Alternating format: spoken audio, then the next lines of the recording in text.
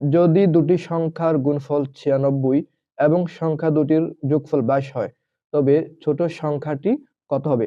মূলত এটি সূত্রের মাধ্যমে করা হয়, কিন্তু আজকে আপনাদেরকে খুবই চমৎকার একটি টেকনিক দেখাবো, কৌশল দেখাবো। সেটি হচ্ছে আপনার আগে এই সংখ্যাটিকে ভাঙবেন। সংখ্যা 96 কে ভাঙলাম আমরা। প্রথম 2 দিয়ে ভাগ দেওয়ার পর হলো 48, আবার 2 দিয়ে 24, আবার 2 দিয়ে 12, 2 দিয়ে 6, 2 দিয়ে হচ্ছে 3। এবার এখানের যে অঙ্কগুলো আছে 2, 2, 2, 5 টা 2 এবং 3, এই অঙ্কগুলোকে আমরা 2টি গ্রুপে ভাগ করব। 2টি দলে এমনভাবে ভাগ করব যেন তাদের যোগফল 22 হয়। যেহেতু আমাদের বলা ছিল, আমাদের কি বলেছিল যে অঙ্ক দুটোর যোগফল 22 হবে, ঠিক আছে? 22 হবে। তো এই যে অঙ্কগুলো আছে, অঙ্কগুলোকে সবগুলোকে গুণ করলে কিন্তু 96 হবে। গুণ করলে 96 হবে, যেহেতু আমরা ভেঙে দেখাইছি। এখন এগুলোকে এমন 2টা দলে ভাগ করতে হবে যেন তাদের যোগফল 22 হয়। তাহলে আমাদের উত্তর বের হয়ে যাবে। তো চেষ্টা করি।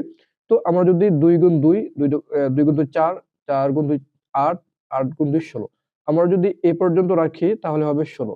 এরপর আমরা যদি এই 2 গুণ 3 দিই, 3 দুগুণে হবে 6। ঠিক আছে? এখানে হচ্ছে 16, আ এখানে হচ্ছে 6।